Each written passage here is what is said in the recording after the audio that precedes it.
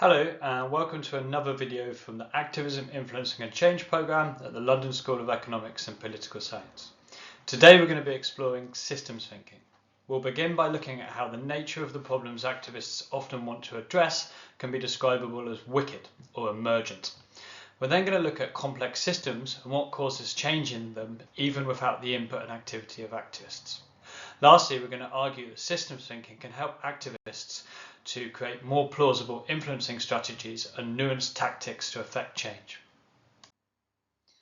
So we begin our journey into systems thinking with the simple observation that activists often want to change the status quo, whether that be a piece of legislation, a policy outcome, a particular behaviour, the way people see a particular issue. The problem is, real life is often mostly complex. So how as activists do we deal with that complexity? One way to begin to think about complexity and activism is to start with the nature of the problems that activists want to address themselves. In the social science, there has long been an idea that some societal problems are wicked. This means that they have no clear solution, and there might even be arguments or different perspectives on their definition of the problem itself.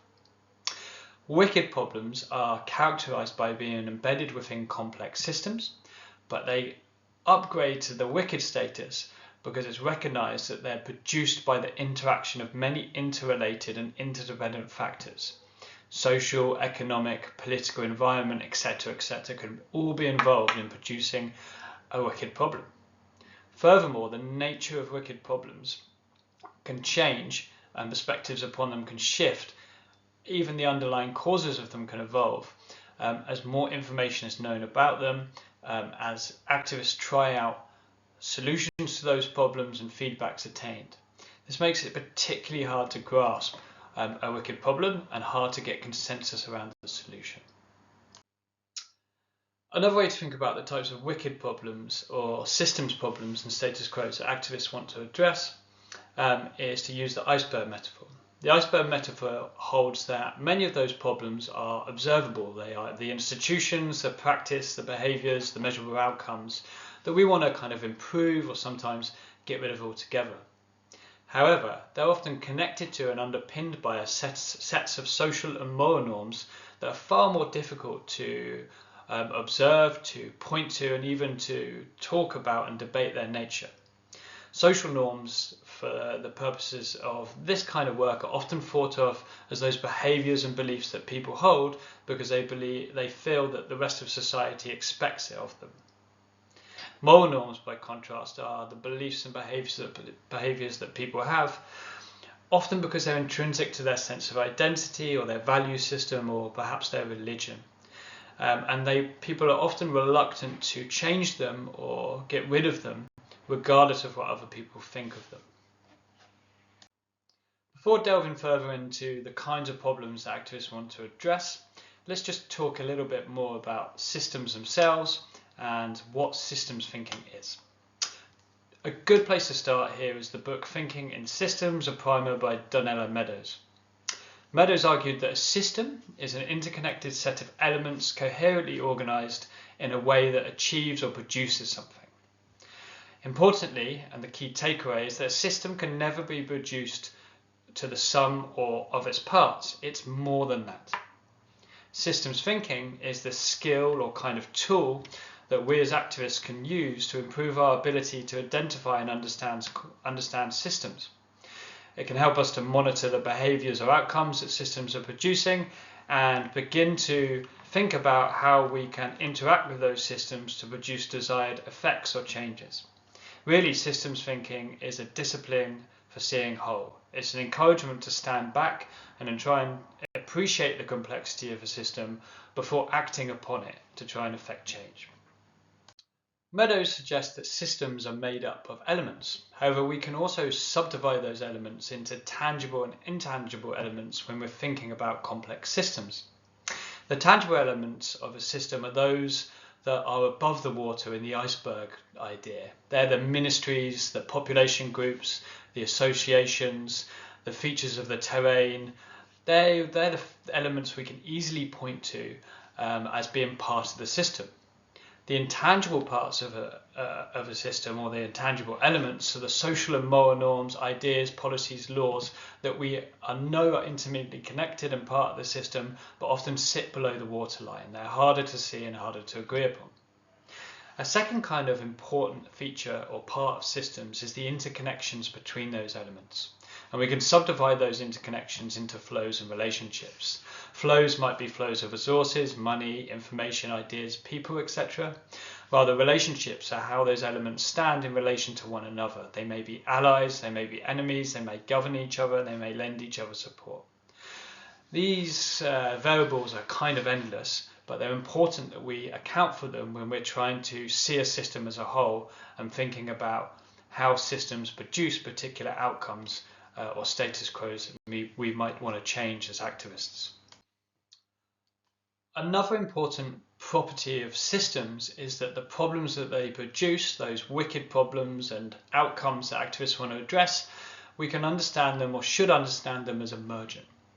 By this we mean that they are produced by the totality of the interactions of all the elements within the system, whether they be people, institutions, organisations, social or moral norms. It's the interactions between them that produce those problems that we may want to tackle. The three images here are kind of symbolic of complexity and the outcomes that complex systems produce. The first one, the whitewater rafting, the course that the raft and its occupants take down the river is not just a product of their own agency, it's a product of their agency interacting with the environment and the river, all of which decides and crafts their journey down to the end.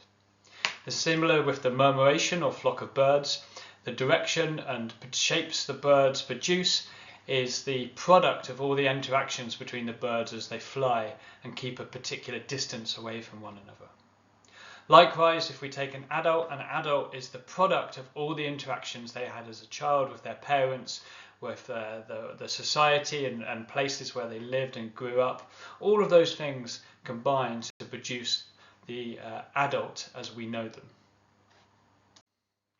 Although activists often focus on the status quos that they want to change produced by complex systems, it's important to understand that these systems are changing already on their own, often without the intervention of activists. Complex systems change in a number of ways. Firstly, we can identify or talk about path dependence and tipping points. Path dependence is a concept or the idea that past decisions or events constrain the future choices and outcomes that a system can produce. It's the kind of idea that systems are locked in to particular directions of change quite often, and that change is often incremental. Whereas a tipping point suggests that enough has changed within that system to produce a rapid change in the outcomes or status quo it produces. Two examples here might be when people are over-farming a particular ecosystem and their tipping point is reached, destroying a natural habitat and changing the nature of that ecosystem forever. Another might be demographic changes over many years within a society that eventually upsets the predominance of a two-party system or democratic two-party system. Both of these are path-dependent changes shaped by history and long-held embedded factors in institutions, where then tipping points are reached when the system changes rapidly and produces a new outcome or status quo. A second way to think about change in complex systems is to think about critical junctures and shocks.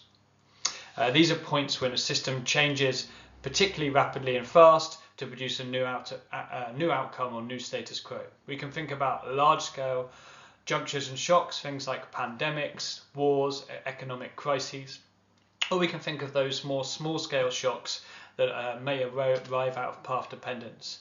New technologies being introduced and changing the way people work or interact with one another. Leaders rising to power gradually over several decades and changing the way the economy works or society's policies. Or social norms that change the way issues are viewed and seen and the resulting behaviours. A third and important way for us as activists is to recognise that systems often change when the balance of power changes. If we want to intentionally change the balance of power, we might think as activists about building the power of particular elements and stakeholders or population groups while reducing the power of others.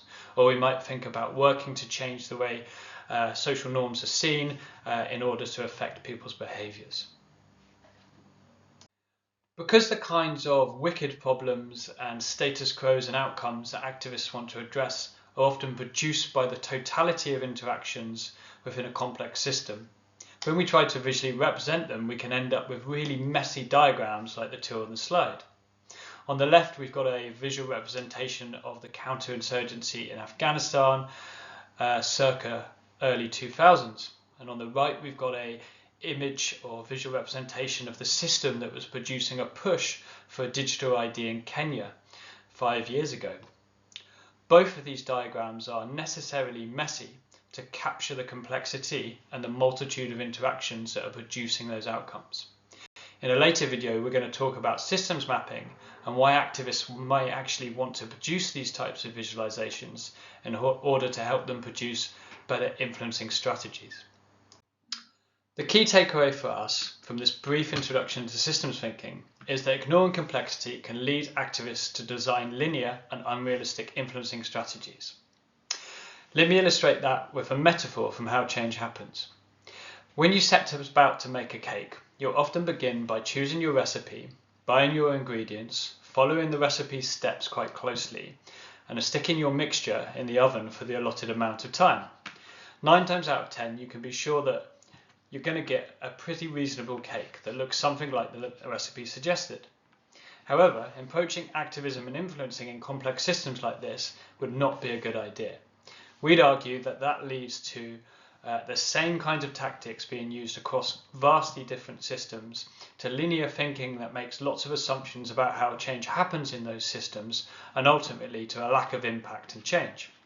So what do? We'd argue that you can still strategize as an activist, but the job is to try and step back and see the system as holistically as you can, all the while acknowledging that you'll never be able to grasp all of the interdependent and interrelated parts within a complex system.